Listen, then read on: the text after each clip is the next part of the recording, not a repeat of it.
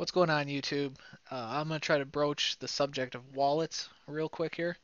Um, so like I was saying before, keeping your money on the exchange can be pretty risky, and it depends on the amount of money that you have in that exchange and what what the different fees are going to cost you. So you're limiting your risk if you take that money off the exchange and bring it to a reputable cold, I'm going to say cold or hot storage wallet. So these different coins can be stored in different ways through different wallets.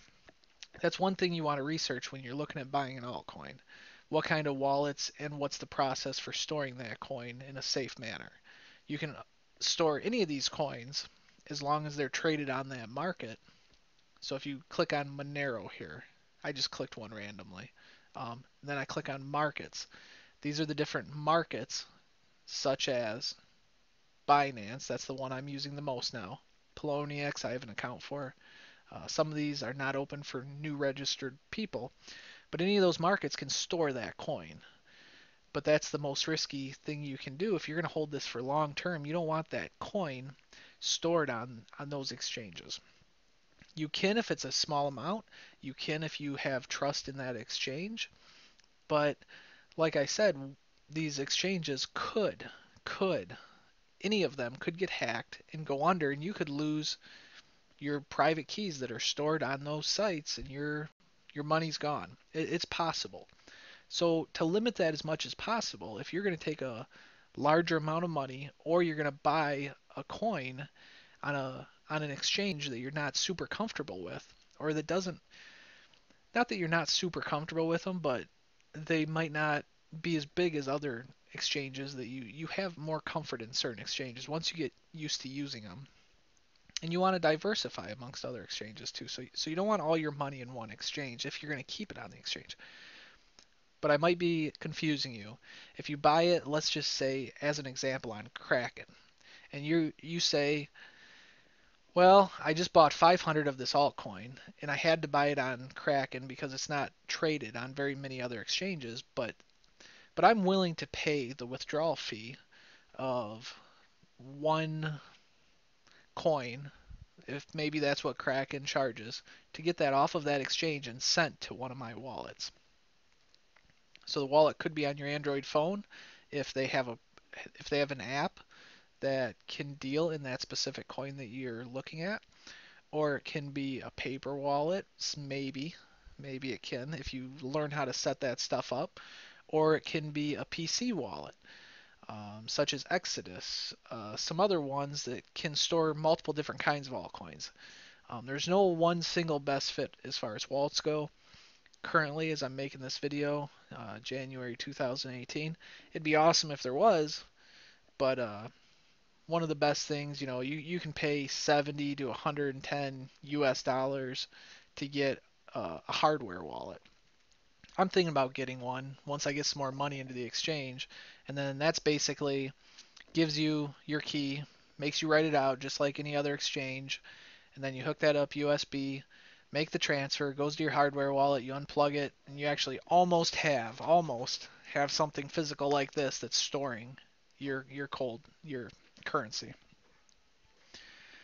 But so people say that's the absolute safest. For me, if I got it onto my Android phone, I feel like there's less chance of a malware attack, a virus hitting my Android phone and doing anything bad with it that way. If you got into a wallet on a PC that doesn't access the internet very often, such as Exodus, I don't know too many of them out there. I'm not doing it that way.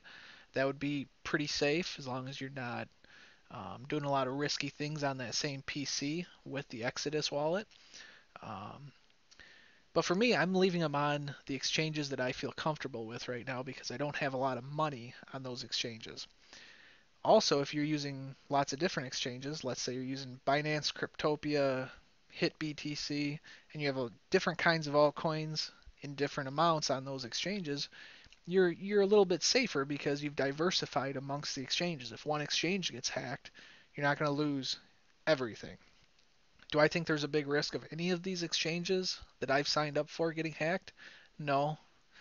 I think maybe one could possibly get hacked this year. Maybe I could be wrong. Maybe it could be a big deal.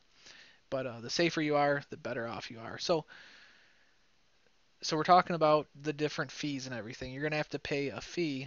Let's just pick some random currency, pretend like we did some research on it, and this is something that we stand behind. This is a coin that we want to buy into. Let's go way down towards the bottom. That's the top 100 as far as market cap goes right now.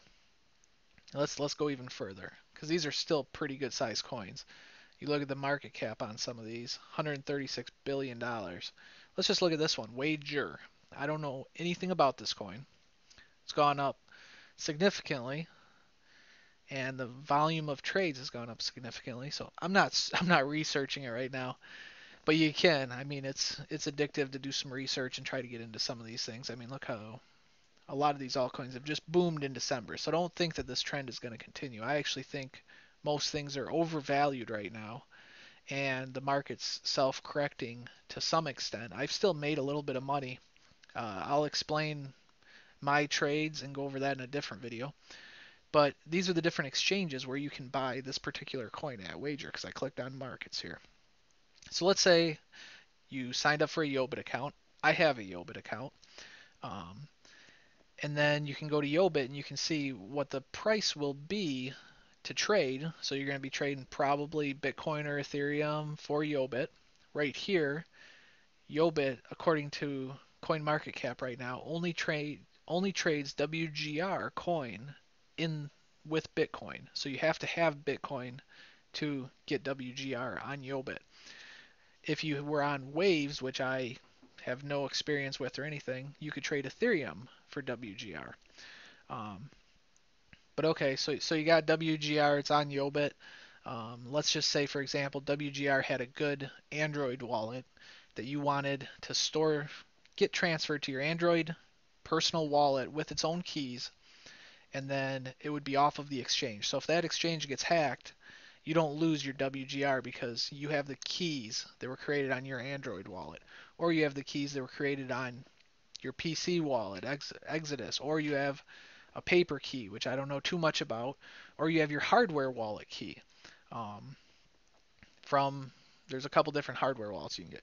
So those are different ways you can get it off of the exchange and into your hands with your own private key, but you're paying a fee. So if you're only doing small amounts and you're diversifying amongst exchanges, maybe your risk versus you're taking a risk by paying the fee to get that coin to your wallet. And you're also taking the risk because you're going to have to transfer that back to an exchange if you want to ever sell that coin for a different currency.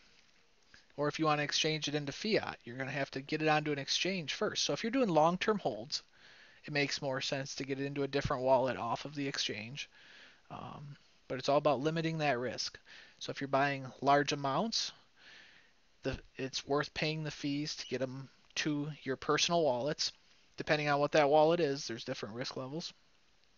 And so basically for me, doing these $200 trades on exchanges that I feel are pretty safe, it's not worth it for me to transfer most of my different coins here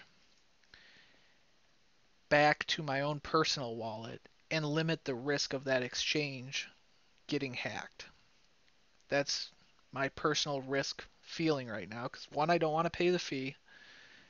Two, I don't think the risk of that exchange getting hacked is that big.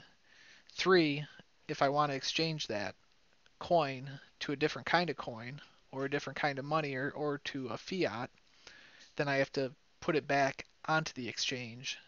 And then there's just time savings there too. So hopefully you learned a little bit something about learning about wallets, keeping things safe. Do your own research. I'm not a financial advisor by any means, but hope that helped. Hopefully next video we can talk about some of these different coins, some of the different exchanges. I don't know. We'll see what the next video is.